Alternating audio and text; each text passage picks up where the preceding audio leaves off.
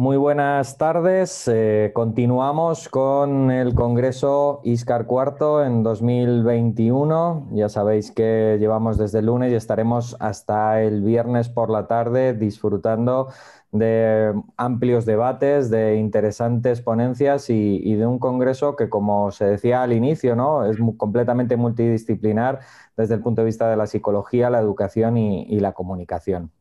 En estos momentos damos comienzo al simposio que lleva por título Metaversos, nuevos entornos para el cambio social, y que tengo el placer absoluto de poder presentar porque bueno, pues va a estar lleno de ponencias y de investigaciones muy interesantes a cargo de destacadas y destacados investigadores que voy a pasar a presentaros inmediatamente. En primer lugar, pues vamos a disfrutar de María Esther del Moral, que es catedrática de la Universidad de Oviedo. Ella está especializada en TIC, en la inclusión de las tecnologías de la información y la comunicación en la educación, y nos va a hablar además en su ponencia precisamente sobre una de probablemente las tecnologías más innovadoras, que es la realidad aumentada y la geolocalización como catalizadores inmersivos en los nuevos videojuegos.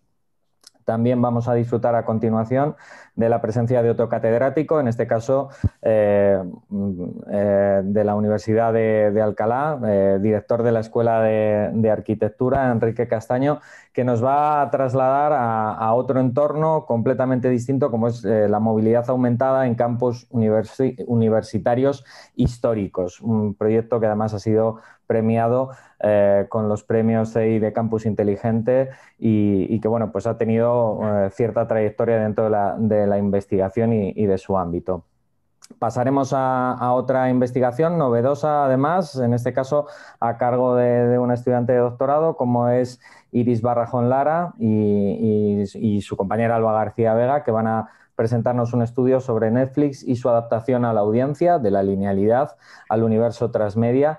Y finalizaremos la profesora Ruth Martínez Borda y yo mismo con una aproximación juvenil a los metaversos. Y claro, uno podría estar pensando, decir, bueno, y todos estos temas tan diversos y tan heterogéneos, ¿qué tienen en común y por qué se presentan en un formato de simposio? Pues bueno, eso es lo que voy a hacer a continuación, que es intentar, y creo que lo voy a conseguir, darle un sentido e introducirlo dentro de este contexto que es el de los metaversos. Supongo que estáis viendo ya la presentación en pantalla y bueno, pues estos metaversos básicamente no son ni más ni menos que una nueva forma de comunicación, un nuevo medio de comunicación. Cuando hablamos de metaverso, a mí me gusta partir un poco de la bibliografía más básica. Es un término que se origina en los años 90, precisamente con una novela cuya portada tenéis aquí en la presentación, que es Snow Crash de Neil Stephenson, y está pensado como un entorno en el cual una persona real puede introducirse dentro de un entorno completamente virtual e interactuar como si de una segunda realidad se trasladara.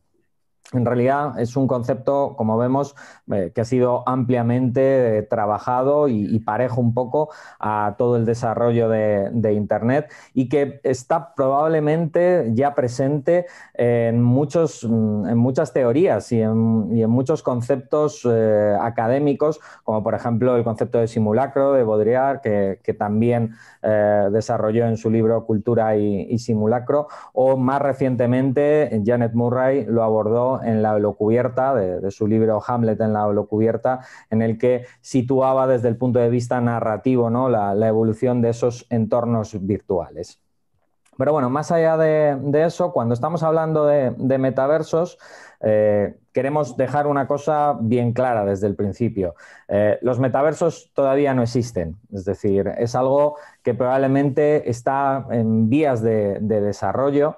Hay muchos autores que a lo largo de los últimos años han ido tratando de alguna manera de conceptualizar cómo se iban creando y en qué consistía realmente este concepto de metaversos. Ahí tenéis una pequeña tabla sinóptica que lo explica, desde Castronova, pues como hablando de entornos interactivos, corpóreos y donde existe cierta persistencia, O Dionisio, por ejemplo, que además añadía la escalabilidad de estos entornos, o la más reciente revisión de Dedeker, que además habla claramente de una necesidad de colaboración y de cierta estratificación dentro de estas actividades. A priori, uno cuando habla de un metaverso, lo primero que se le viene a la mente realmente pues es eso, un entorno de realidad virtual como los que nos acaba de descubrir Dimitris Haritos en su magnífico Keynote. Pero cuando hablamos de metaversos podemos estar hablando de diferentes dimensiones por las cuales las personas interactuamos en entornos virtuales. De hecho, probablemente el artículo seminal, ¿no?, de alguna manera, que está organizando el desarrollo de toda esta tecnología, que es precisamente este que os pongo aquí, de 2007, nos habla de un espectro del metaverso dominado fundamentalmente por dos ejes que tenéis ahí. Por un lado, ese eje que tiene que ver verticalmente con todo lo que son los contenidos aumentados, ¿vale? O ya no tanto la presencia en la realidad, sino la capacidad que tenemos de interactuar en entornos virtuales, que es lo que se denomina la simulación. Los otros ejes vienen mediados de manera horizontal por la capacidad que tengamos de realizar estas actividades de forma íntima, personal, a través de medios individuales, es decir, de una comunicación que no sea participativa o que digamos que llevemos a cabo de manera individual, o bien de manera externa, ¿no?, en un medio en el que puedas estar varios participantes al mismo tiempo situándose dentro de esos entornos. En cada uno de esos cuadrantes que da como resultado esos dos ejes fundamentalmente en los que podemos contextualizar estos metaversos, pues figuran una serie de aplicaciones como por ejemplo la realidad aumentada, o por ejemplo en el eje de augmentación Intimate, el live logging, que sabéis que tiene que ver pues con todas esas aplicaciones que son capaces de medir, ¿no?, la actividad humana, bien sea a través de sensores de pasos o simplemente de sensores de movimiento en las ciudades. Y luego, si nos vamos ya al mundo de la simulación, pues nos quedaría en el eje inferior izquierdo lo que denominamos los mundos espejo, es decir, mundos virtuales pero que tienen una correlación con el mundo real, y por el otro lado los mundos virtuales, donde no existe necesariamente una correlación con los entornos reales, pero lo que sí que hay es claramente una capacidad para interactuar y para crear mundos a partir de todo ello. Bueno, si nos vamos a las comunicaciones que vamos a escuchar a continuación, pues creo que podríamos situarlas perfectamente, ¿no?, dentro de estos cuatro ejes que marcan las aplicaciones fundamentales del metaverso. Como os decía antes, Esther nos va a hablar de la realidad aumentada y de la geolocalización propia de los nuevos videojuegos más inmersivos. Enrique lo va a aplicar cómo esos sensores, ese live logging, se puede aplicar a la movilidad para mejorar la distribución y la optimización de los campus universitarios históricos. Iris y Alba hablarán de manera más determinadamente de un mundo virtual en concreto, que es el universo transmedia que desarrolla la compañía Netflix, y Ruth Martínez y yo pues nos vamos a centrar en una aproximación a esos mundos espejo que son especialmente permeables o especialmente interesantes desde el punto de vista de los jóvenes, como, bueno, pues, como quizás uno de los perfiles pioneros, ¿no?, en el desarrollo de estos metaversos. Antes de comenzar y empezar a dar paso a cada una de las ponencias, me gustaría suscitar una serie de cuestiones para el debate posterior, ¿de acuerdo?, en el cual, bueno, pues de alguna manera nos ayude a ir delimitando. Yo reconozco que si me pedís una definición de qué es un metaverso, probablemente todavía estoy en vías de descubrirlo. De hecho, es un proyecto de investigación que estamos a punto de comenzar desde el grupo Imágenes, Palabras e Ideas y que queremos compartir con todos vosotros, con todos los asistentes al Congreso, para que nos ayudéis también a dar pie de inicio, ¿no?, a una investigación que creemos que puede ser muy prometedora hasta el futuro. Por eso os preguntamos, ¿cómo imagináis el futuro de los metaversos desde los ámbitos de estudio que nos vais a hablar, desde los videojuegos, desde la arquitectura, desde la narrativa transmedia o desde las redes sociales?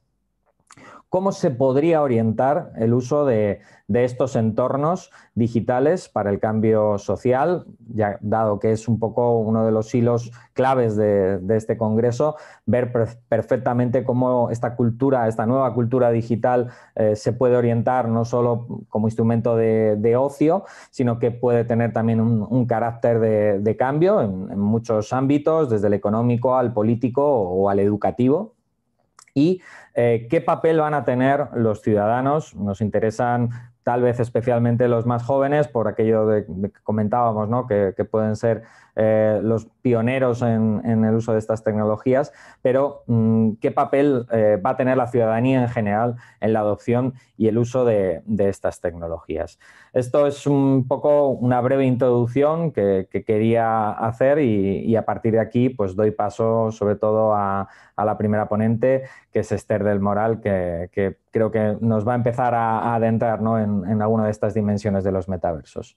En primer lugar, quería agradecer pues, a los organizadores, a todos, especialmente a Pilar y por supuesto a ti, que me habéis integrado en este simposio tan interesante y del que, bueno, pues en un primer momento, ¿no?, el objetivo de mi intervención es apuntar, ¿no?, en cierta medida, identificar cuáles son esos factores motivacionales de la nueva generación de videojuegos, apoyados en estas tecnologías emergentes, como pueden ser la realidad aumentada y la geolocalización, ¿no? Y en qué medida pues, pueden contribuir a esa inmersión, ¿no?, a incrementar la inmersión de los usuarios, ese engagement, ¿no?, que muchas veces hace que los jugadores permanezcan en esos entornos y se involucren en esas tramas. Hay estudios a este respecto, ¿no?, y haré un breve recorrido por las aportaciones de estas tecnologías, aproximándome pues, a la realidad aumentada, a sus niveles y a las oportunidades que ofrece la geolocalización. Presentaré, pero de una manera muy sintética, 5 juegos seguramente muy conocidos basados en la ubicación, ¿no?, y cómo afectan a ese nivel, ¿no?, de interacción de los jugadores. Y en este intento, un poco cogiendo el guante que nos has lanzado de intentar identificar un poco qué es eso del metaverso y cómo lo vinculaba yo también con mi intervención, pues he de decir, ¿no?, que estos metaversos pueden ser de distintos tipos, en donde convergen pues, tanto la realidad mixta, integrada por realidad virtual, geolocalización, a través del uso de los dispositivos digitales, la realidad aumentada, por supuesto, los videojuegos, todo esto. Podemos encontrar metaversos más orientados al entrenamiento, que ya existen, estos entrenamientos de distintas destrezas, ¿no? Se sumerge a los usuarios en contextos ficticios, virtuales, ¿no?, en donde deben desempeñar determinadas actividades. También los hay metaversos más bien ligados al aprendizaje, dependiendo sobre todo en contextos con personas con algún tipo de necesidad educativa especial, ¿no? Se está haciendo con niños, por ejemplo, con autismo. Y el metaverso, que es lo que me he atrevido, quizá un poco atrevida he sido, ¿no?, a definir el metaverso, que efectivamente se están configurando, no existen como tales, pero completamente, pero sí como apuntar una definición, ¿no?, de que son esos mundos o espacios virtuales compartidos donde los jugadores, en este caso, van a interactuar con elementos físicos y virtuales en un intento, ¿no?, de desarrollar una actividad lúdica. Estos metaversos lúdicos, por denominarlos de alguna manera, estos mundos virtuales se generan a partir de simulaciones, ¿no? Con realidad mixta que hace converger pues, la realidad aumentada y la virtual, ¿no? Y es muy importante el papel que van a desempeñar pues, el uso de dispositivos digitales que invitan pues, a los sujetos, ¿no? Pues, a intervenir en tramas desde juegos, o sea, que pueden ser de aventuras, pueden ser con un contenido bélico, ciencia ficción, etcétera. ¿Qué se propicia dentro de estos metaversos compartidos, lúdicos, compartidos? Pues un juego inmersivo, ¿no? Un juego inmersivo que hace que se generen esas experiencias de disfrute, esas experiencias a través de esos estímulos sensoriales, como decía Jaritos esta tarde, ¿no? En donde se involucran aspectos sensoriales como la música, como elementos tangibles, elementos visuales en 3 dimensiones, etcétera, y eso favorece el efecto flow. Podemos ver cómo los diferentes niveles de realidad aumentada definidos, ¿no? Categorizados por Kahoot y Fiala, pues vemos cada vez más tenemos este tipo de intervenciones. Lo hemos visto pues, actualmente como el nivel, esa inmersión que hemos tenido, ¿no? Casi forzosa de la utilización de los códigos QR activados a través de nuestros dispositivos móviles nos ha aproximado a esa nueva realidad, ¿no? de acceso directo a través de esos códigos a nuevos contenidos. O la tecnología, un segundo nivel, ¿no? de realidad aumentada a través de los marcadores, ¿no? Convertidos en activadores, elementos, imágenes, objetos, o ya mucho más sofisticados y cada vez más pues, la visión de las gafas estas de Google Glass, este proyecto que tenía, o de las lentillas biónicas, como nos facilitan pues, esa discriminación, inmersión, acceso a información dentro de ese contexto real, pero que nos accede a contenidos virtuales. ¿Cómo unimos estas experiencias lúdicas, en definitiva, en esta otra dimensión? Bueno, pues a través de esa generación de espacios o de escenarios multisensoriales, interactivos, ¿no? Favoreciendo pues, esa inmersión a través de elementos, la combinación de elementos reales y virtuales, ¿no? Articulados en torno pues, a narrativas que veremos ahora de diferentes juegos. Esa interacción en donde pues, tanto usuarios menores como los adultos, cada vez más ya estamos familiarizados con este tipo de interacciones, ¿no? De inmersión en nuevos escenarios que compartimos, ¿no? Desde escenarios reales, pero que nos dan acceso a un mundo paralelo a través de nuestros dispositivos móviles, ¿no? Tenemos posibilidad de interactuar con elementos virtuales de diferente tipo que se incorporan a nuestra propia experiencia de juego. Por otro lado, la geolocalización también se ha llevado, que todos sabemos, ¿no? Lo que es la geolocalización, esa tecnología que nos ayuda a ubicarnos, ¿no? A ubicar a las personas o los objetos en un sistema de coordenadas y nos facilita, ¿no? Pues esa localización de las mismas.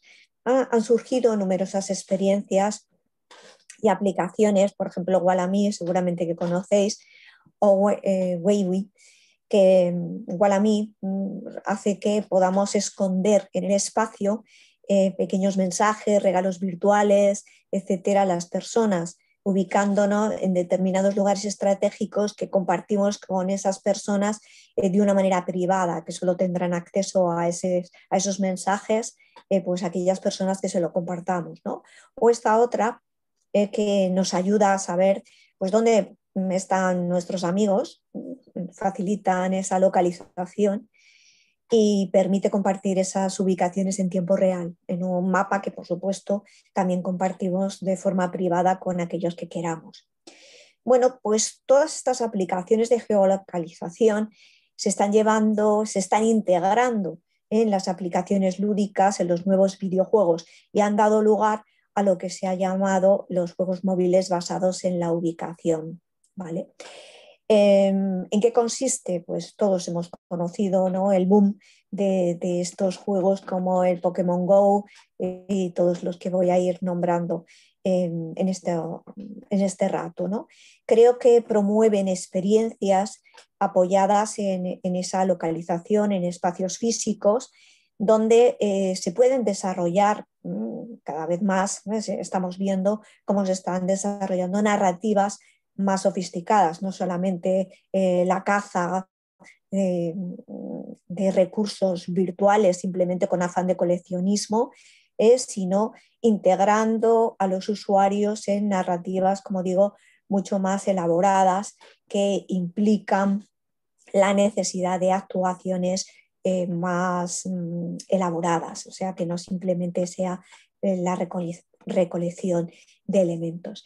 Bueno, pues estas experiencias de juego que están propiciando una interacción directa entre los usuarios y eso también es importante, ¿no? Porque rompe con las comunidades virtuales de los juegos convencionales, en donde había una interacción, pero se mantenía esa interacción desde una perspectiva virtual, a través de emails, a través de foros, a través de chat, etcétera, pero no presencialmente. Y esto es un paso cualitativo en el diseño de estos juegos, cómo se ha logrado provocar la inversión de los jugadores al involucrarles, al llamarles, ¿no?, a explorar el espacio y a sumergirse en narrativas compartidas con otros.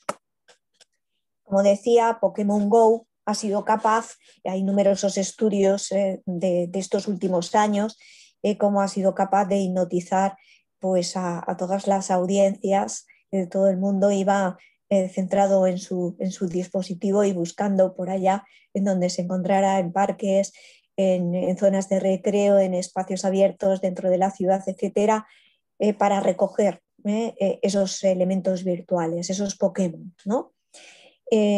Como decía, pues se han roto esas barreras físicas que mantenían al otro lado de la pantalla a los jugadores inmersos en los juegos convencionales, ¿no?, de la índole que fueran.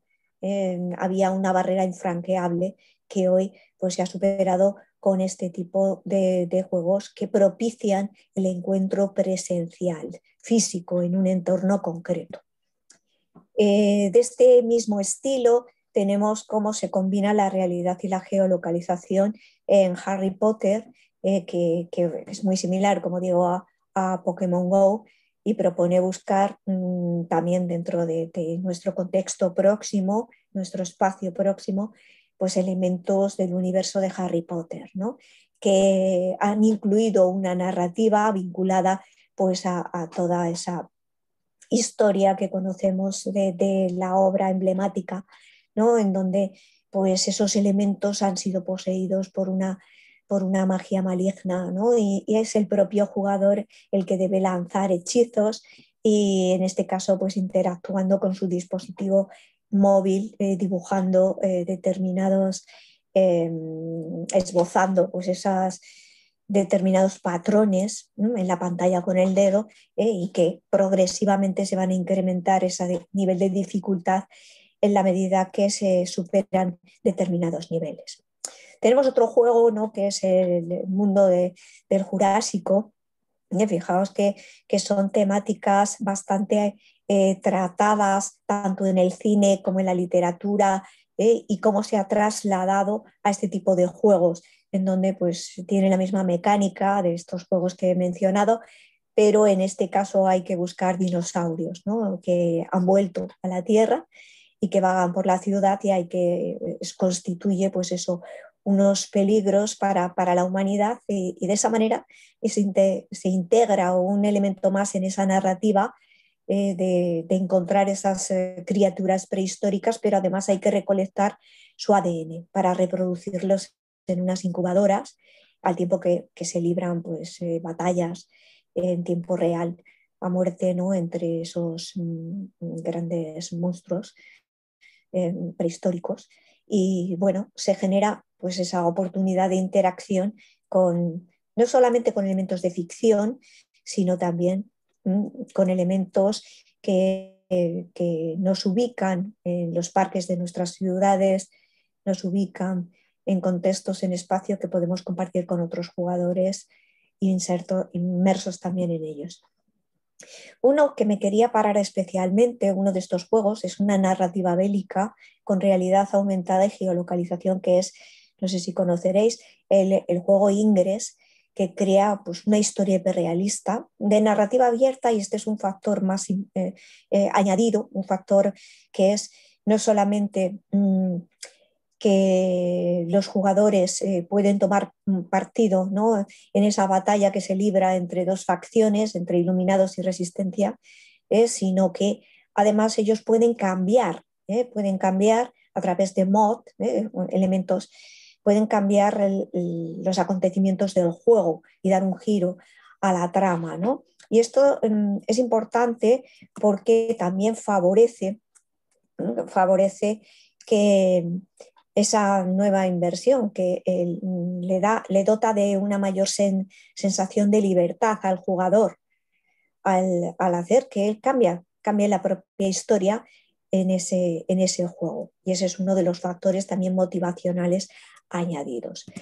Hay otro juego que tiene un componente más, si queremos, educativo, la aplicación de conocimientos geoestratégicos, research, que se trata de una simulación para ver dónde están ubicados determinadas fuentes de energía, ¿no? Entonces, en un mapa se puede ir viendo y buscando esos recursos, en qué país existe, pues a lo mejor minas de oro, donde hay uranio, donde hay tal, y cómo se pueden hacer acopio de todo esto. Es interesante, bueno, pues estas aplicaciones lúdicas, sobre todo que generan una mayor inmersión en el juego. Y preguntándonos por esos factores motivacionales, lo primero, pues como he dicho, ¿no? A lo largo de estos juegos, el disfrute ligado a la fantasía, la percepción de lograr algo, de recolectar elementos que se pueden encontrar en nuestras ciudades. Como digo, la interacción es muy importante, la interacción directa, la autorrepresentación, o sea, estamos allí como jugadores presentes con nuestro cuerpo físico, no es un avatar, no somos un elemento que hay detrás de una pantalla, sino que físicamente estamos. También la interacción en esos escenarios reales que puede provocar, de hecho hay estudios que están trabajando con el tema de la transferencia emocional, o sea, porque en la medida que eso nos ha proporcionado una experiencia gratificante, el jugar con otros, el encontrarnos con otros físicamente, también está generando un tejido social en torno a ese juego, ¿no? Y por otro lado, otro de estos elementos que también es importante es que estos juegos no tienen una acotación temporal. Uno juega cuando quiere, no hay partidas con una duración estimada, sino que, y por otro lado, además, se desarrollan en escenarios híbridos, donde convergen, por un lado, el espacio físico y el ciberespacio. Y como decía antes, también se pueden constituir en plataformas transmedia, en la medida que se pueden incorporar estos nuevos mods que convierten los juegos inmersivos en elementos para generar ellos sus propias aventuras internas, ¿no? Esto genera ese nuevo, garantiza ese nuevo engagement, ¿no? en los jugadores. Entre todos estos elementos y factores añadidos podemos incorporar, ¿no? esa convocatoria presencial, que yo creo que en estos tiempos que corren es muy interesante. Como antes, previamente a la pandemia, pues estaba generando un boom de la gente quedaba en un determinado punto geográfico donde se anclaban los elementos virtuales y tenía una gran capacidad de convocatoria presencial. Trascendía, como decía antes, esas comunidades de videojugadores virtuales, sino que se buscan esos lugares, ¿no?, de encuentro, precisamente en donde, bueno, pues esa capacidad de convocatoria hace que se genere también una cultura social en torno al propio juego. Simplemente quería, y ya para terminar, además de agradeceros, quería poneros esta imagen, esta fotografía de una convocatoria del Ingress Game, un evento que tuvo lugar en Bélgica. Fijaos la capacidad de convocatoria que tienen este tipo de juegos, y creo que en algún momento volveremos nuevamente a tener este tipo de sensación inmersiva y este baño de multitudes, ¿no?, que llevan, ¿no?, a plasmarse en esa presencialidad. Y simplemente reitero mi agradecimiento y espero luego después poder participar en el debate que se genere a posteriori. Muchísimas gracias. Gracias de verdad, Esther. Sin duda alguna, pues una presentación riquísima y muchos temas que estoy seguro que están a punto de saltar para luego poder debatir con ellos. Vamos a seguir viendo esas diferentes dimensiones de los metaversos después de haber visto esta de videojuegos de geolocalización y realidad aumentada. Vamos a pasar al apartado que os comentaba antes del live logging a través de un proyecto muy bonito que es el de la movilidad aumentada en campus universitarios históricos. Lo va a presentar Enrique Castaño, pero se me olvidó antes decir que también en la ponencia está Diego Martín de Torres, que colabora con él y que también forma parte de esta presentación. Así que, Enrique, cuando quieras, te damos paso. ¿Me veis a mí? Perfectamente. Comentar simplemente, bueno, creo que lo había hablado antes, que este proyecto además también tiene una implicación dentro del uso de realidad aumentada, él lo comentará ahora, o sea que podría formar parte un poco de esas dos dimensiones, pero probablemente le hemos seleccionado dentro de ese ámbito de live logging porque, como os comentará, pues también tiene una fuente muy importante, ¿no?, de monitorizar la actividad humana como otras de esas dimensiones, ¿no?, que tiene el metaverso dentro de los entornos reales, ¿no?, de poder virtualizar esa actividad real que llevan a cabo, en este caso, pues ciudadanos, estudiantes o incluso turistas dentro de estos campus históricos. Además, es un proyecto que ha sido, me parece que lo he comentado también, pero bueno, que ha sido galardonado con un premio del Campus de Energía Inteligente y que, bueno, pues que la verdad que venga ya avalado a un congreso, ¿no?, directamente con premio, pues ya digamos que nos deja de otra manera. Bueno, acabo de pasarme a otro si quieres, ordenador porque este me está dando problemas. Para que voy a salir de te iba a decir, si no, mándame la presentación a mí y te la paso yo, que si la tienes en PDF me mandas un correo electrónico y Sí. la comparto yo. Tardamos menos. Sí, lo que no sé lo que pesará. Bueno, si quieres probar con el otro ordenador, o si no, damos pie, si quieres, mientras tanto, a la presentación de Iris. ¿Te importa pasar a Iris? No, en ningún caso. Claro. Pues vamos a dar paso a Iris, si no te importa, Iris, que te hayamos pillado así un poco de sopetón, y luego volvemos otra vez con Enrique a ver si ha podido entre un ordenador y otro, ¿vale? Que yo justo te lo iba a comentar, que si no tenía todavía preparado, que no me importaba hacer yo la presentación, que ya la tenía aquí preparada. Bueno, muchas gracias. Voy a empezar la presentación, que como ha dicho Julián, era sobre Netflix y su adaptación a la audiencia. Y es un poco, pues, una perspectiva sobre cómo Netflix ha conseguido pasar ciertas narrativas que son lineales y las ha conseguido expandir dentro de el universo que está creando de diferentes series transmedia. Y con ello se pretende analizar cómo una productora internacional es capaz de distribuir sus contenidos en diferentes medios para mantener una relación más estrecha, centrándose sobre todo en cuál es su audiencia y a quién van dirigidos sus contenidos. Y en este caso, el estudio de caso que se ha elegido para estudiar esto es La Casa de Papel. A ver, ahí. Para entrar en la cuestión teórica que rodea todo este tema, pues hemos de seleccionar diferentes conceptos teóricos. Esta parte voy a intentar que sea como muy breve porque es como la más aburrida. Entonces la voy a intentar sintetizar un poco. Bueno, yo parto de la idea de que Internet ha transformado muchos sectores de la sociedad y uno de los que ha transformado ha sido el modo en el que se consumen los contenidos audiovisuales. Y que esta situación ha propiciado que los usuarios pasen de un modelo de consumo lineal donde no tienen ningún tipo de participación a un modelo en el que los usuarios buscan la manera constante de estar participando con los diferentes contenidos multimedia. Y esta situación es la que promueve la era de la convergencia de medios, que hace inevitable el flujo entre diversos canales. Y por este motivo surgen las narrativas líquidas. Esta situación, sumada al desarrollo y a la evolución que ha sufrido la industria de la telefonía móvil, ha permitido que cada individuo pueda poseer en su bolsillo un dispositivo con conexión a Internet y acceso incalculable a un contenido audiovisual muy amplio.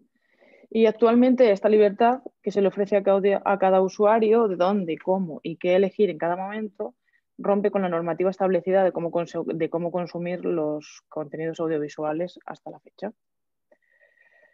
Y este paradigma es lo que genera la fragmentación de audiencias, ¿de acuerdo? A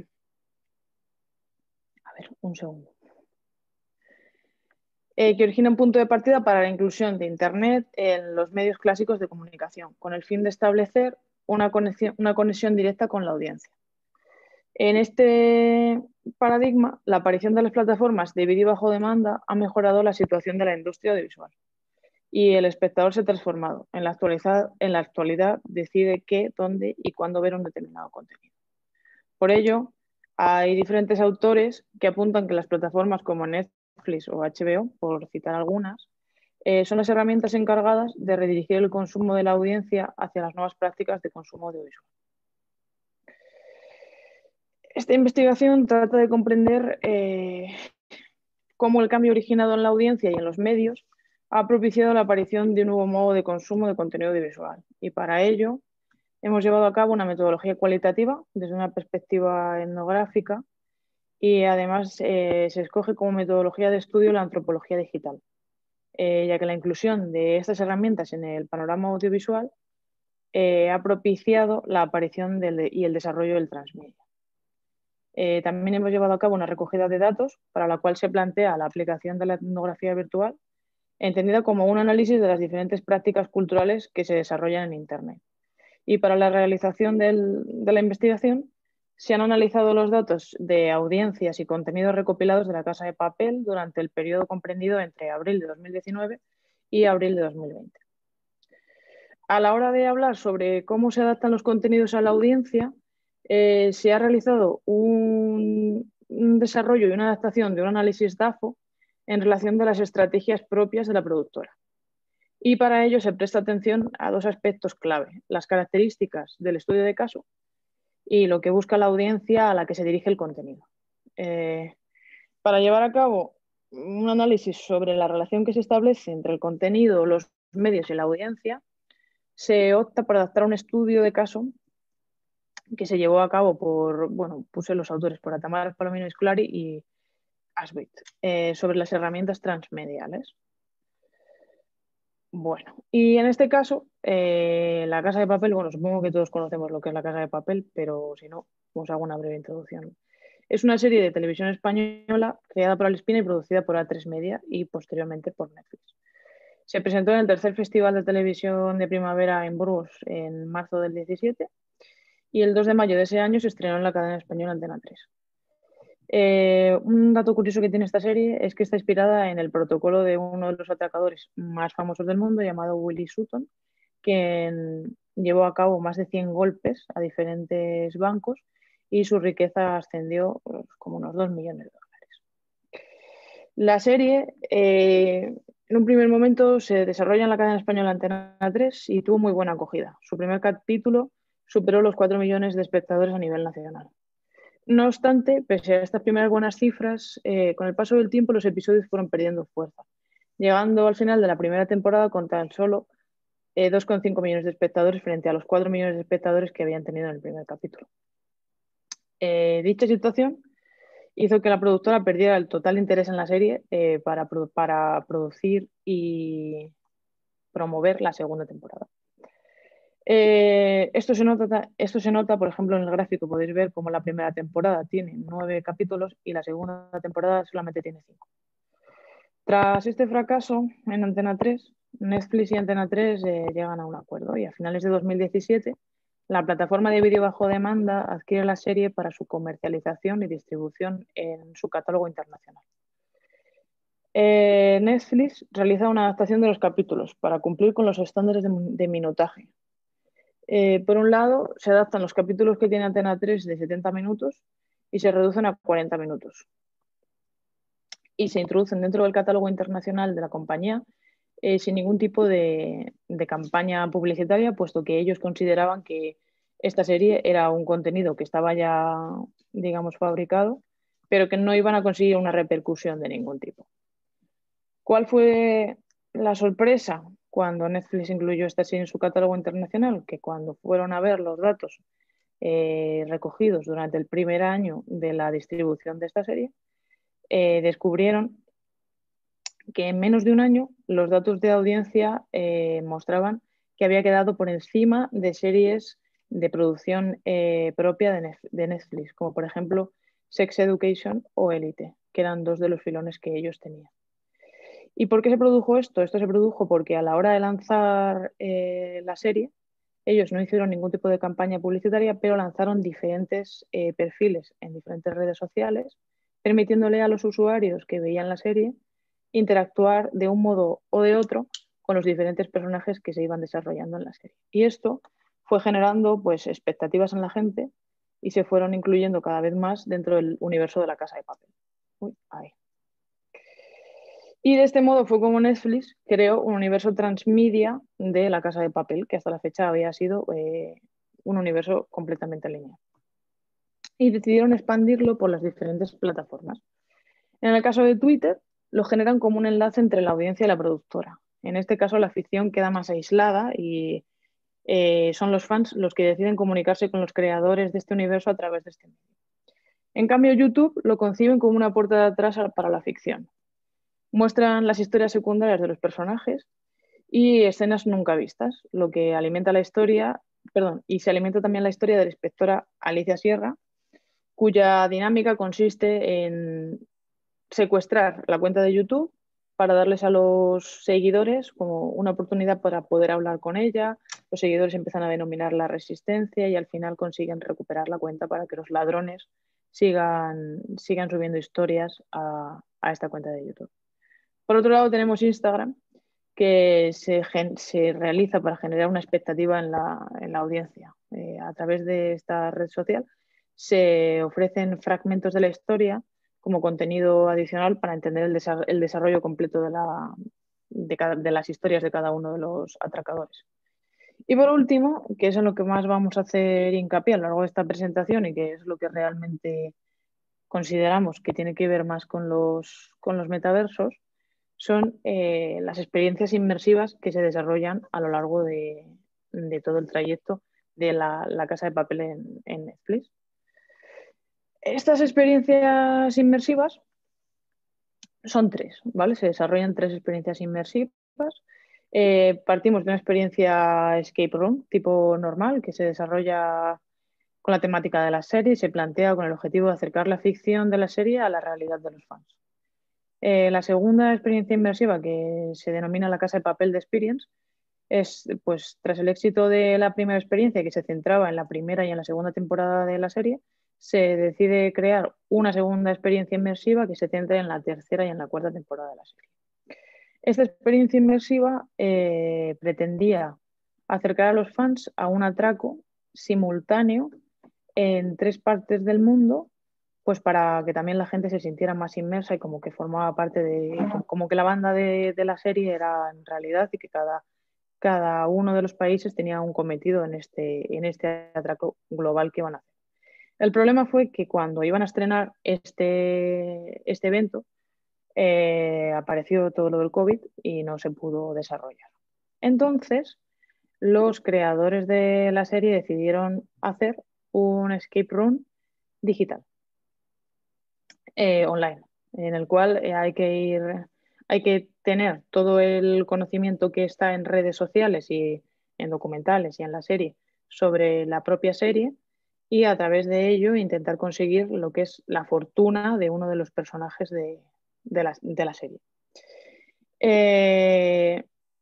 Y lo que encontraron aquí es que los espectadores se quedaron con poco. En cuanto la gente empezó a entrar en este videojuego, les pareció una idea excelente para sentirse dentro de esta narrativa de ficción, pero empezaron a reclamar herramientas que les pudieran interconectar con el resto de gente, no solamente a través de las redes sociales que se habían creado, sino, por ejemplo, empezaron a reclamar espacios de diálogo dentro de este propio juego, las puntuaciones a la hora de resolver el misterio, la posibilidad de afiliación con otros usuarios. En conclusión, aquí son los usuarios los que ya han vivido el universo transmedia y reclaman ir un paso más allá. Y es esta reflexión la que nos lleva a la conclusión final de esta presentación. Que en la actualidad son muchas las narrativas transmedia que se están desarrollando en torno a diferentes proyectos, pero con la evolución de las audiencias, estas siempre reclaman ir un paso más allá. Y ese paso más allá creemos que pueden ser los metaversos, ¿no? Esos espacios digitales donde las posibilidades de creación se expanden y permiten a los usuarios interactuar en mundos inmersivos, difuminando las fronteras de la realidad y aunando en un mismo espacio todas las posibilidades de los medios que las conforman. Y hasta aquí nuestra presentación. Muchísimas gracias, Iris. No sé si he ido muy rápido. Sí, pero hay que ir así, o sea, si no... Pero no quería tampoco, porque si no se nos iba un poco el tiempo.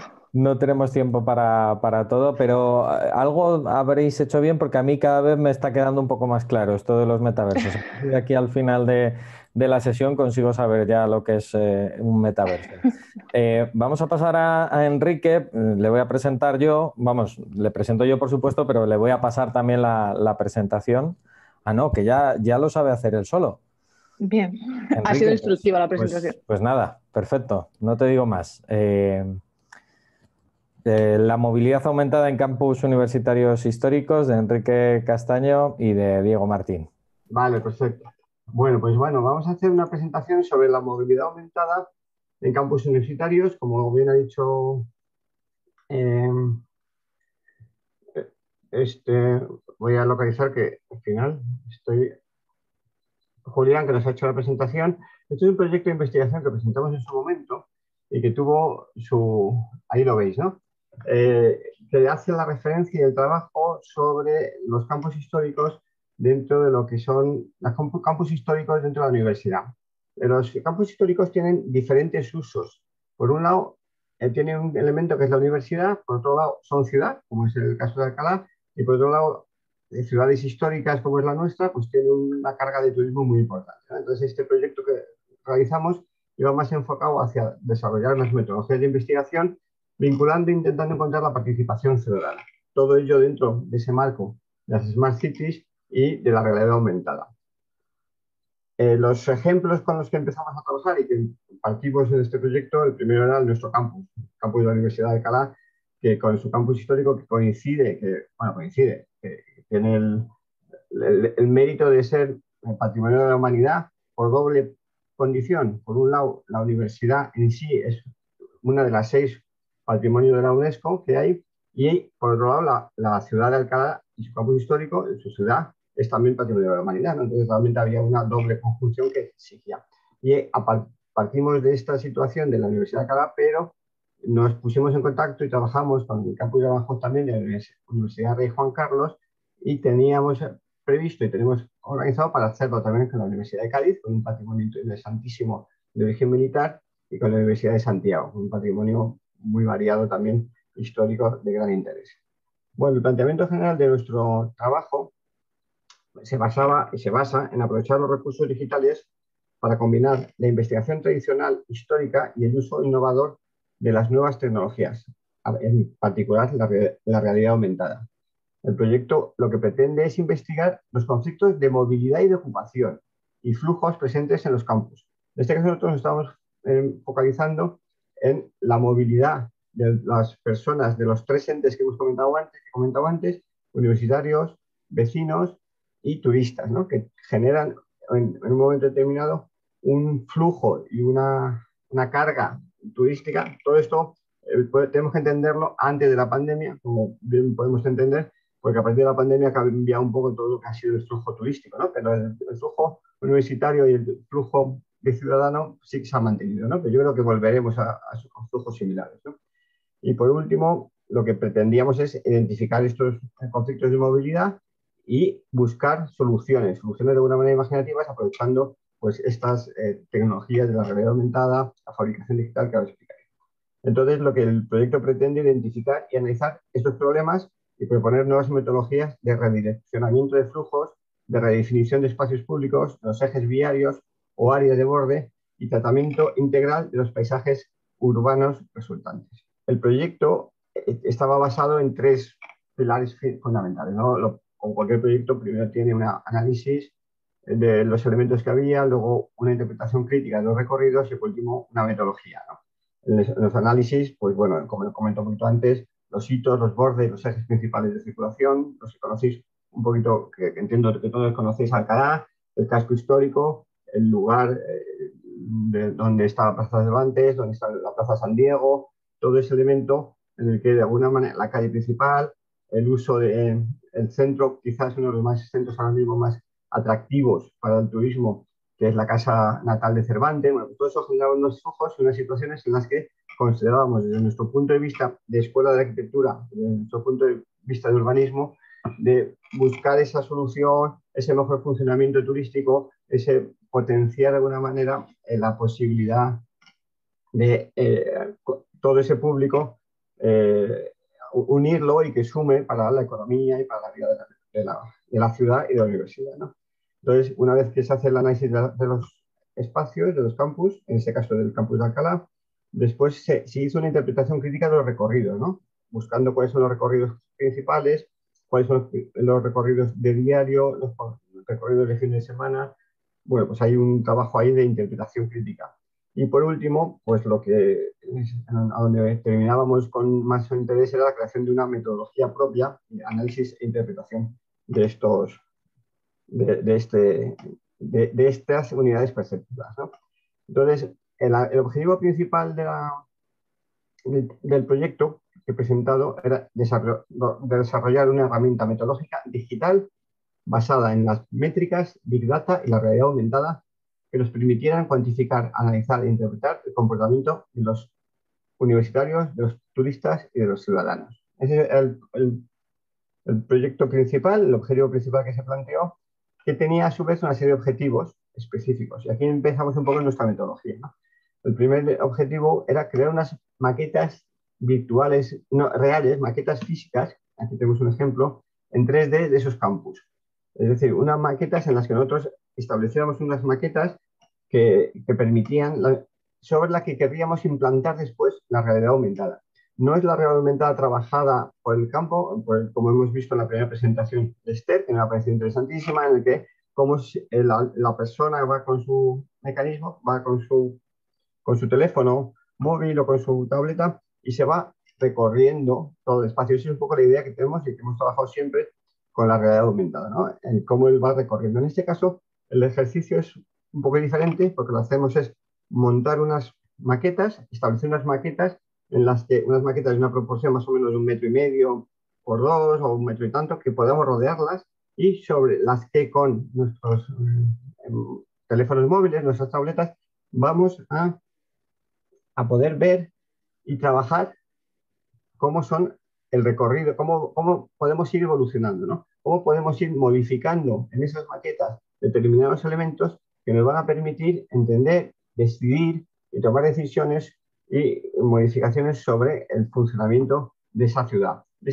o de ese entorno o de ese lugar, para una vez que nosotros sobre esas maquetas vamos modificando, vamos viendo qué pasaría si modificamos este flujo, qué pasaría si hacemos esto, lo vamos viendo en tiempo real de una manera mucho más doméstica, y entonces estamos conjugando esa realidad en 3 dimensiones física con la realidad en 3 dimensiones de la maqueta, ¿no? A partir de esa toma de decisión que nosotros tengamos cuando estamos mirando estas maquetas, pues podremos luego implementar, ir probando, ir diciendo, y si cambiamos este flujo, si cambiamos esta pieza, este edificio o esta situación, y de una manera muy progresiva y muy dinámica, vamos a ir tomando decisiones, vamos a ir viendo cuáles son las posibilidades de modificación e intervención en la ciudad. La ciudad, en este caso el campus histórico, pues no es muy fácil modificable, pero sí hay determinados recorridos que se potencian, hay determinados elementos urbanos que se pueden poner o quitar, determinadas zonas peatonales o no, establecer qué tráfico es el más apropiado, si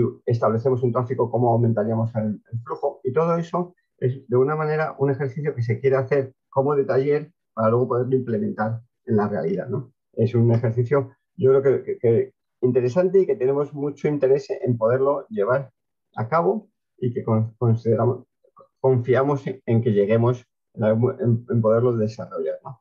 Nosotros entonces lo que planteábamos como ejercicio, bueno, pues era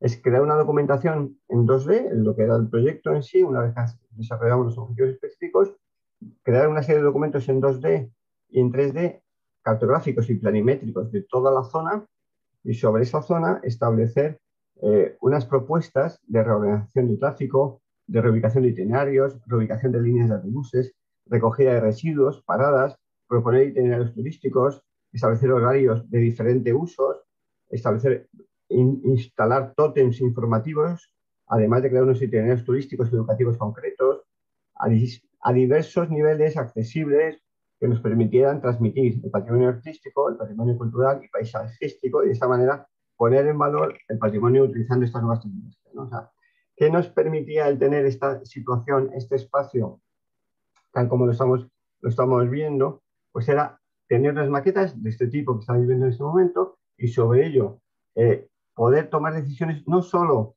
los técnicos del ayuntamiento o de la universidad, que en este caso estamos hablando, sino fomentar sobre todo la participación ciudadana. De esta manera podemos traer a esta sala que teníamos establecida dentro de lo que era el rectorado de la universidad, una gran sala establecida en medio, para poder traer a los diferentes usuarios, para poder traer a los vecinos, a los turistas, a los turoperadores, y sobre ello ir todos planteando distintas soluciones, distintas propuestas, ¿no? Y creíamos, y que entendemos que lo llegaremos a hacer, que esa opción de generar la participación ciudadana de una manera muy activa en un elemento concreto, porque siempre que ha habido elementos de participación ciudadana en una ciudad, o en el planteamiento de diseñar una ciudad con grandes dimensiones en las que se pierde mucho la distancia y en la que de alguna manera hay que hacer el recorrido, pues está muy limitado a solo los técnicos que se juntan y llegan a esas condiciones, ¿no? Pero de esta manera hacemos que esta participación sea doble.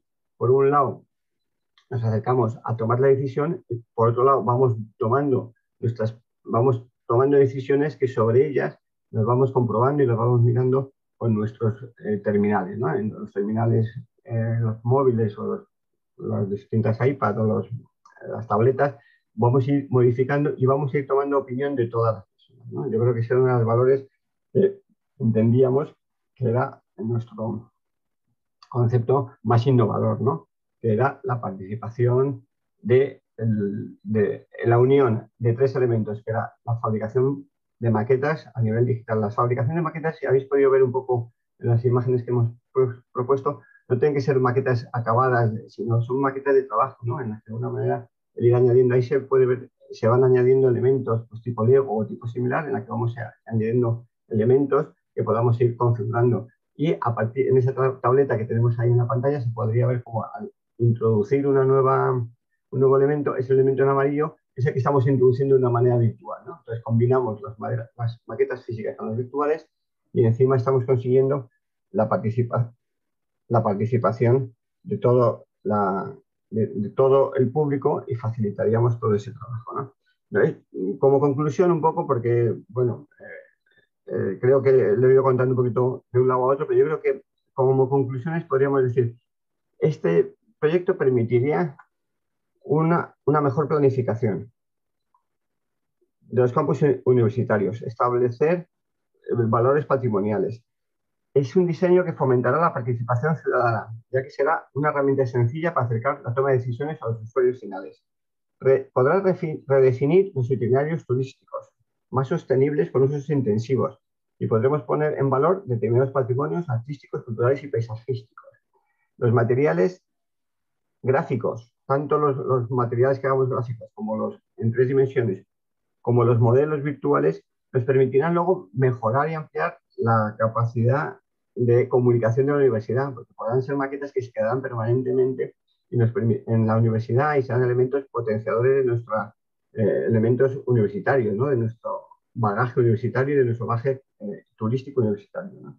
Y por último, pues es una introducción y una utilización de la realidad aumentada como una de las herramientas que creemos que es el futuro y que, bueno, que ahora mismo en esta presentación que estamos teniendo, en el que ya lo hemos visto vinculado al juego, vinculado a las teleseries, y ahora mismo, pues yo en este proyecto querríamos vincularlo a la realidad, al trabajo, a cómo podemos mejorar el día a día de nuestros vecinos y de nuestros compañeros. Bueno, he ido un poco rápido porque siempre estas cosas se pierde el hilo, además porque no he conseguido tener la presentación donde quería y ando un poco de cabeza. Pero bueno, yo creo que me parece que para luego el debate puede ser interesante. Yo creo que se ha introducido un poco el concepto de lo que quería ser el proyecto, y como ha dicho Julián, que de alguna manera también ha sido un poco modesto, porque él era partícipe también con nosotros cuando presentamos el proyecto original, y su ayuda y sus claves sobre la realidad aumentada también fueron clave para conseguir el premio que nos dieron en las universidades, Universidad de Alcalá y la Rioja. Pues por mi parte nada más, Julián. Gracias, Enrique. Gracias de verdad por una presentación que, bueno, me gusta que al final haya caído como un poco al final, porque a lo mejor de primeras podría parecer más fuera, ¿no? de lo que se estaba hablando, pero yo creo que has hilado muy bien, ¿no? Lo cual os agradezco porque, bueno, era la fase un poco que íbamos a hacer posteriormente en el debate, pero ya desde vuestras propias presentaciones, cosa que os agradezco, entiendo la dificultad de no conocer la presentación del compañero y aún así ya poder hacer referencias a la misma.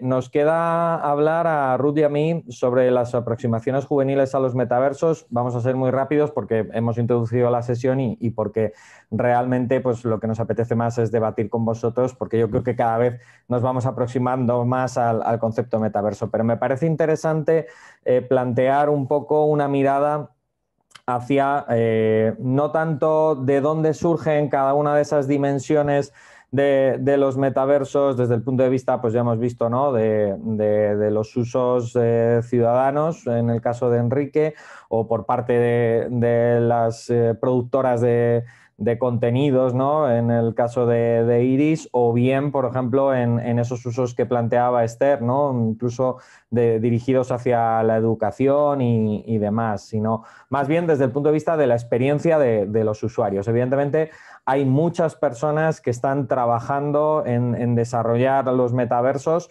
pero todas ellas, pues evidentemente tienen intereses detrás, o bien, pues como hemos visto, ¿no? Económicos o educativos o políticos sobre el espacio y demás, pero hay también muchas personas, que en este caso suelen ser jóvenes, que quieren llegar a esos metaversos por su propia experiencia, ¿no? Y por eso queremos un poco reflejar en esta presentación también ese sentir de los jóvenes y cómo han ido moldeando de alguna manera la concepción que tenemos hoy en día sobre los metaversos.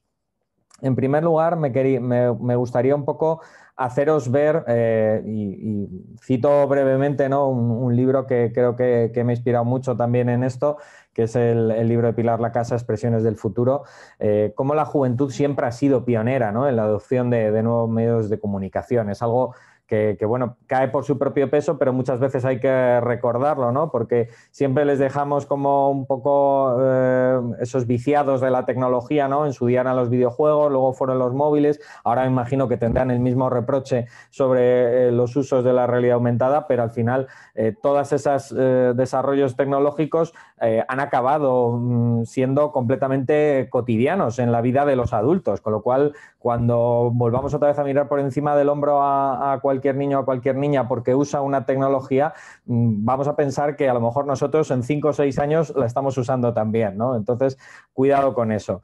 También porque han integrado en sus prácticas cotidianas la inmersión y la interacción en universos transmedia. Lo comentaba Iris, no voy a hacer mucha más referencia a eso. Pero sobre todo porque la pandemia que estamos viviendo, creo que evidentemente tenemos que lamentar el fallecimiento de muchísimas personas, ha sido muy duro para muchos colectivos como sanitarios, fuerzas del orden y demás, pero los que no aparecen en ningún titular, a nadie les aplaude y han soportado la pandemia de una manera dantesca sin tener ninguna posibilidad de desarrollar su vida de manera normal, han sido los jóvenes. Es decir, los jóvenes son los verdaderos damnificados, ¿no? Por una pandemia que va a marcar su vida por completo y sus formas de socialización, de aprendizaje y demás. Con lo cual, a mí me gustaría un poco llamar la atención sobre cómo estos metaversos probablemente se están viendo potenciados como la necesidad que tienen los jóvenes de espacios virtuales de socialización, ya que no les dejamos ni ir al parque, ni salir a la calle, ni juntarse con sus amigos de ninguna otra manera, ¿no? Entonces, siguiendo un poco en esa línea, vamos a hacer una pequeña evolución desde los orígenes de esta concepción de los metaversos.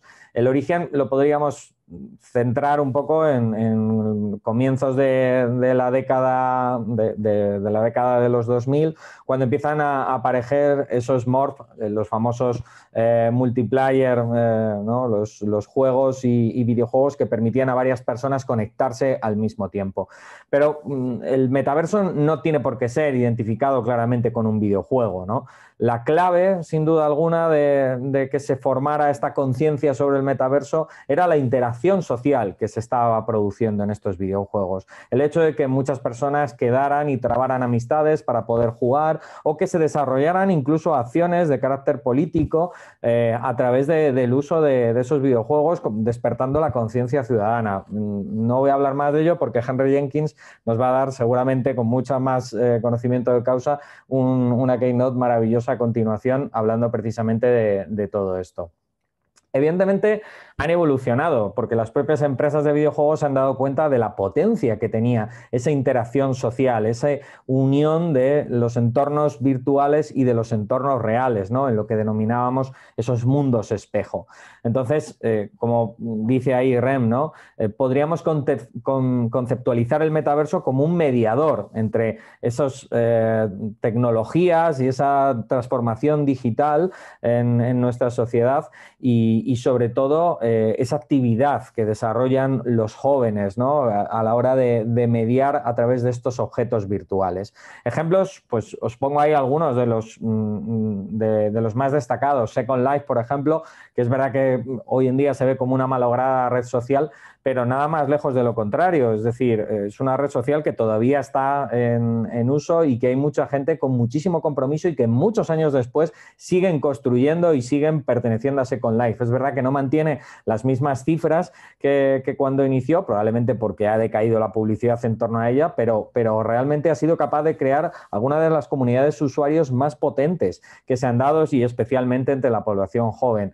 El propio Habbo o actualmente el Roblox son metaversos en auge, ¿no? Espacios donde los propios jóvenes construyen sus propios universos y les permite jugar en ellos, interactuar y desarrollar sus propios mundos, ¿no? Yo creo que es fundamental verlo. Pero para mí el balance entre a lo mejor esos dos ejemplos de Roblox y Habbo, que están muy extendidos, probablemente no sean tan tan famosos, ¿no? a nivel mundial o a nivel de usuarios, lo tiene Fortnite. Fortnite es evidentemente el equilibrio entre un videojuego clásico y un verdadero metaverso donde hay personas que se unen, crean comunidades, crean espacios, construyen entornos virtuales, conviven y hasta, bueno, pues ven trailers de cine o asisten a conciertos, ¿no? Para mí la potencia que tiene Fortnite es cómo ha sido capaz de un poco catalizar al joven en todas sus necesidades, no solo la de juego, sino también en la de interactuar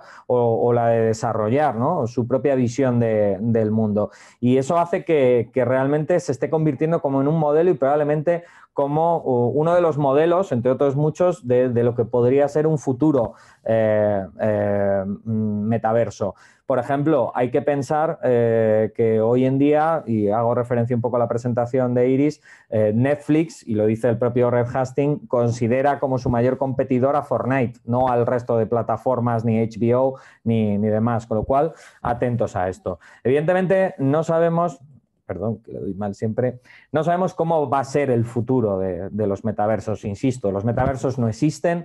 Es una concepción en la cual probablemente se van a unir a través de una interfaz todas las capacidades que tenemos de interactuar entre mundos reales y virtuales. Pero me gusta esa reflexión que apunta ahí de Decker de cómo el COVID probablemente representa no una mera disrupción, no un mero antes y después, ¿no? del que hablábamos en las presentaciones, sino probablemente la oportunidad, ¿vale? de considerar que el desarrollo de ciertas actividades en mundos virtuales se puede perfectamente concebir e integrar en nuestra vida cotidiana, ¿no? A mí me gustaría pensar el metaverso como un espacio que, insisto, no sé si va a ser a través de unas gafas o, como nos decía Dimitris Haritos, proyectado o a través de pantallas panorámicas o a través de esas lentillas biónicas a las que hacía referencia Esther. No sé cómo vamos a visualizar el metaverso, pero está claro que va a estar ahí y vamos a tener que convivir y aprender a hacer todo de nuevo ahí, desde nuestras relaciones personales hasta laborales, el aprendizaje, el ocio, absolutamente todo va a estar disponible entre esa unión entre el mundo real y el virtual. Quería terminar un poco como conclusión con esa visión, ¿no? del metaverso como un mundo espejo en el que los jóvenes realmente nos están mostrando el camino, porque no se trata de oponer lo real a lo virtual, no hay un mundo real y un mundo virtual, sino lo que hay es probablemente una realidad mixta, donde nos movemos y donde cada vez estamos más acostumbrados a interactuar con elementos virtuales. Y eso es probablemente lo que se está convirtiendo en un metaverso sin prácticamente darnos cuenta. Ahora bien, hay que poner los puntos sobre las íes. Evidentemente los metaversos van a ser el futuro de los medios de comunicación y van a ser la mayor forma de ocio y de interacción para muchas personas, pero carecen todavía de una interfaz adaptada a su aprovechamiento, por ejemplo, para fines educativos. Y sobre todo, lo más importante, la adopción de estos metaversos va a depender de cómo seamos capaces de establecer una correspondencia entre esos mundos reales y virtuales y de quién siembre esas bases. A mí me preocupa cuando vemos estos ejemplos, ¿no? por ejemplo, las relaciones económicas que se producen en el mundo de Fortnite o incluso en el caso de algunos otros de los metaversos que se han presentado hoy aquí, que están mediados al final, pues evidentemente por compañías y por empresas que van a buscar una vez más una lógica probablemente capitalista que haga depender de estos mundos del dinero, ¿no? Y sin entrar a valorar si esto debe ser positivo o negativo, creo que tenemos la oportunidad de redefinir un mundo desde cero y ahora es el momento en el que pongamos las bases de cómo queremos vivir en ese mundo y cómo queremos que se marquen nuestras relaciones. Entonces, el cambio social probablemente hoy en día es más fácil que se produzca en un entorno como el de los metaversos que no en el mundo real, ¿no? en el que vivimos. Con lo cual yo desde aquí llamo a la juventud, llamo a todas las personas que rodeamos esa juventud, a los profesores, evidentemente a las madres, a todas las personas que están en torno a eso, que seamos capaces de asumir la responsabilidad que tiene el poder definir cómo van a ser los entornos donde vivamos no solo nosotros, sino también todas nuestras hijas y nuestros hijos en el futuro. Tenía por aquí unas referencias, pero quería dejar como mínimo un cuarto de hora más para poder debatir todo esto. Y no sé si hay alguna pregunta, por supuesto, por dejar que se haga cualquier pregunta que haya ante alguna de las presentaciones que se han hecho, y agradeceros de verdad a todos la colaboración. A ver. Han sido comentarios sobre Vale. todo de las presentaciones que se han ido, vamos, que hemos ido haciendo, o sea que nada, bueno, me voy a lanzar yo con la primera pregunta pues, que tenías, ¿no?, en mente cuando nos has expuesto la presentación. Y bueno, pues realmente creo que en el caso que hemos expuesto nosotras con Netflix, bueno, más bien con las narrativas transmedia, es... un segundo, vale. La pregunta era, ¿cómo imagináis el futuro de los metaversos desde vuestro ámbito de estudio? Y precisamente desde las narrativas transmedia, pues como ha comentado Iris, creo que tiene mucha cabida, porque realmente lo que hacen las narrativas transmedia es distribuir realmente todo lo que los metaversos se puede realizar y todo lo que está presente para poder hacer, ¿no? Entonces, pues es como dar un paso más y las narrativas transmedia lo que suponen son una ventana abierta a estos metaversos, que lo único, pues lo que el paso ese que hay que dar es realmente aunarlo en un único universo para que pues esté todo conectado.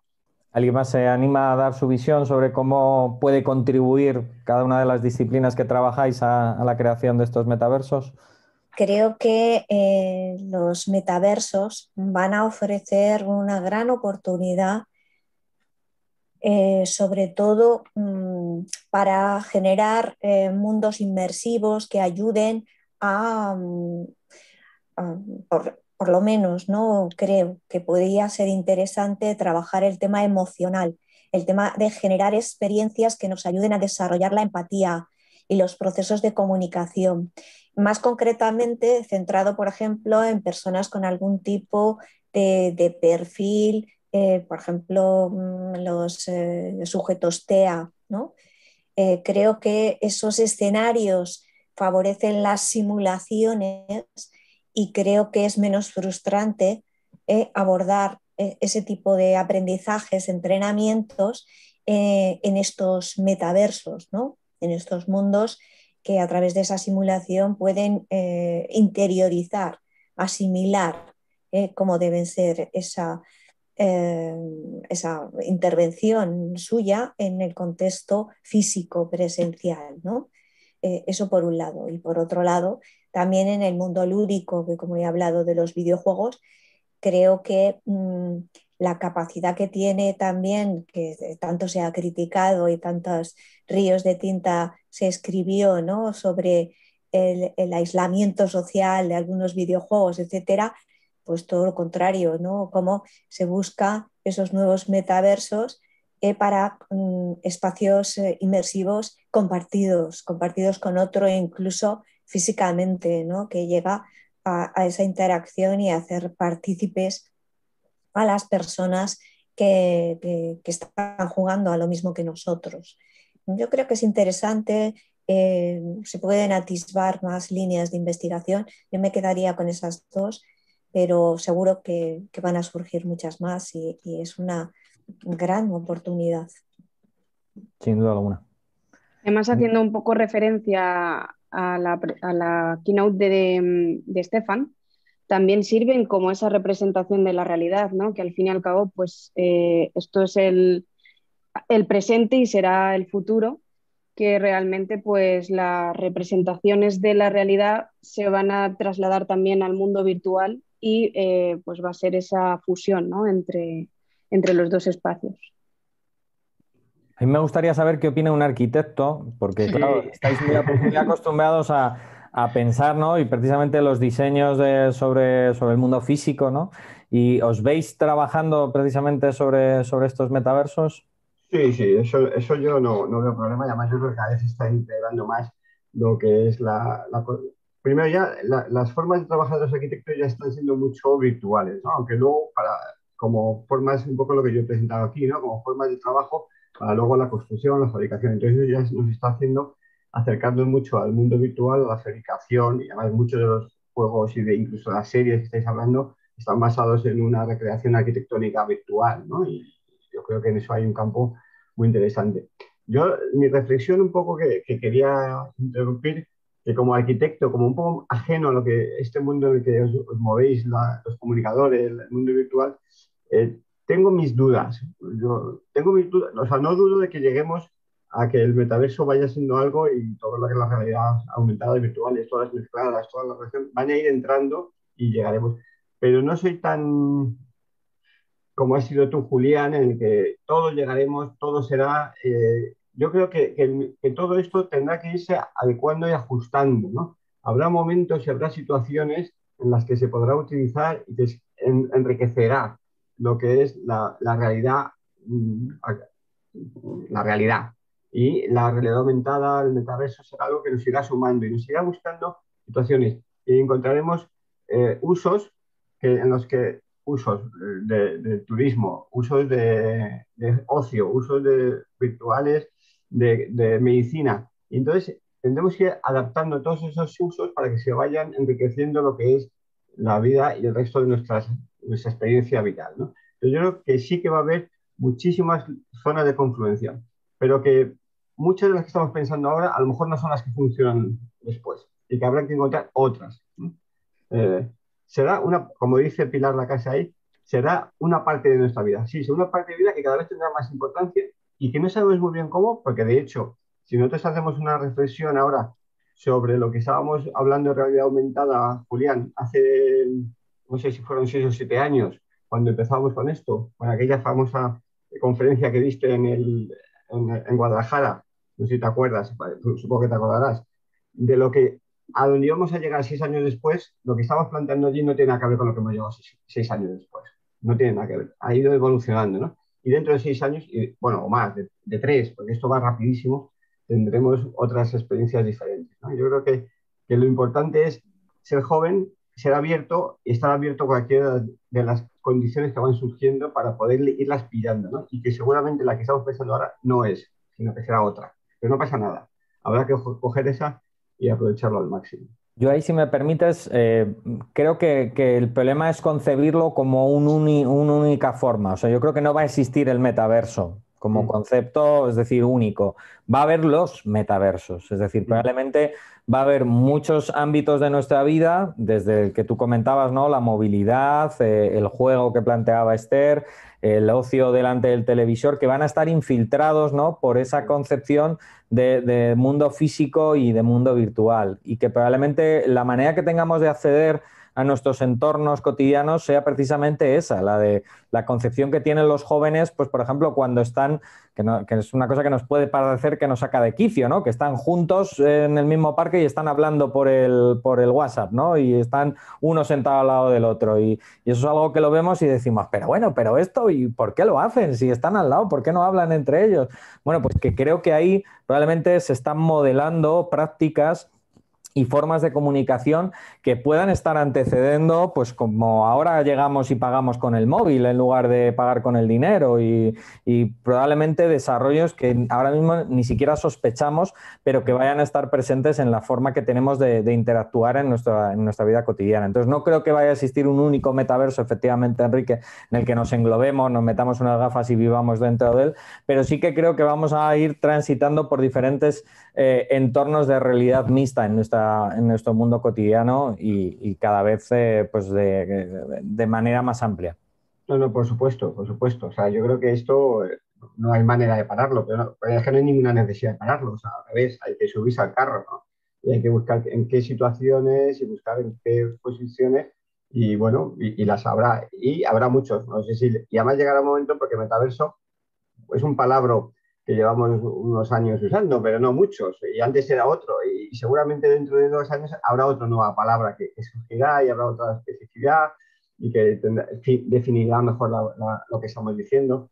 O sea que de alguna manera yo creo que sí, que hay que apostar por ello, que hay posibilidades, y que no solo posibilidades, sino es que es un carro que hay que estar al lado y que hay que cogerlo, ¿no? Y si no lo coges, pues te dedicas a otras cosas, a la gastronomía.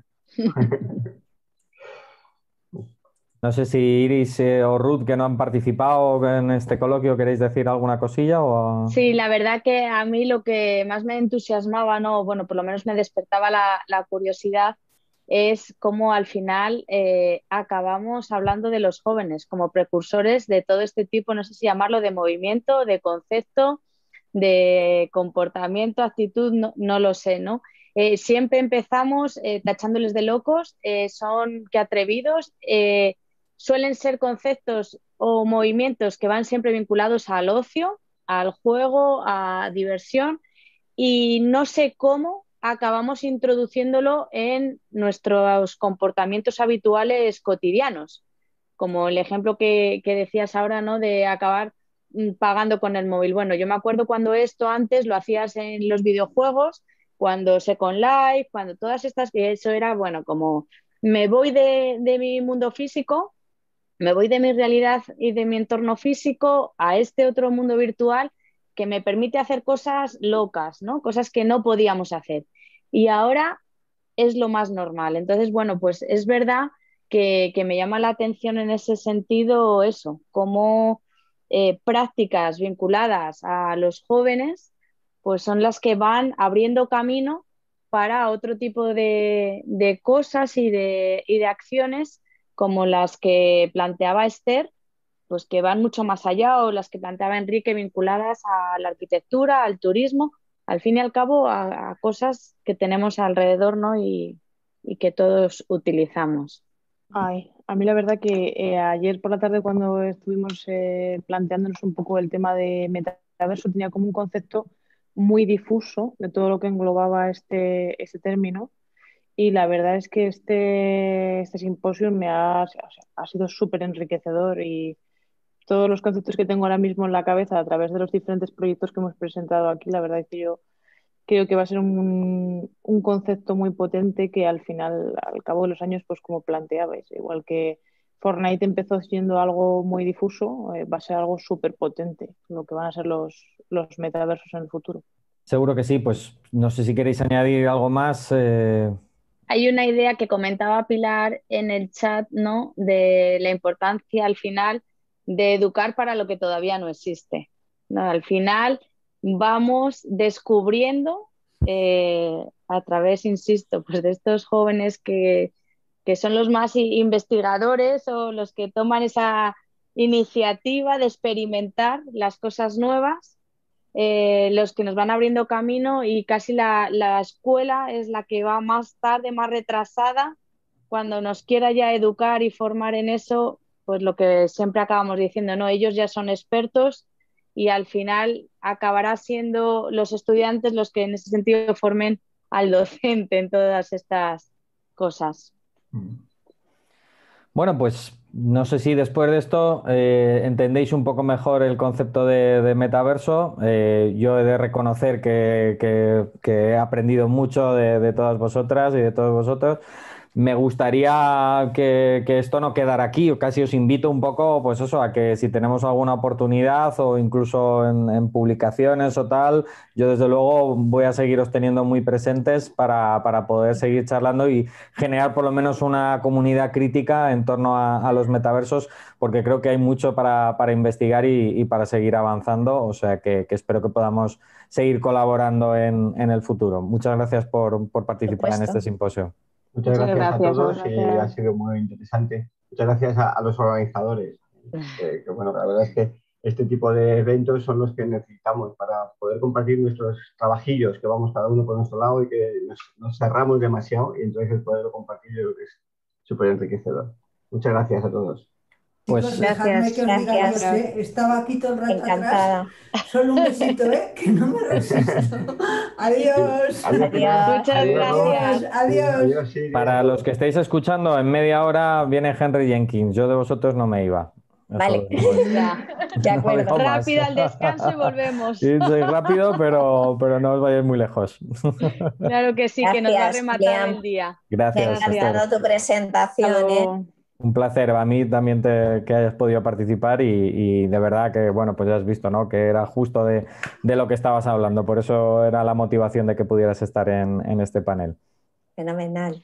Gracias de verdad. Seguimos en contacto. Un abrazo. Hasta luego. Adiós. Hasta luego.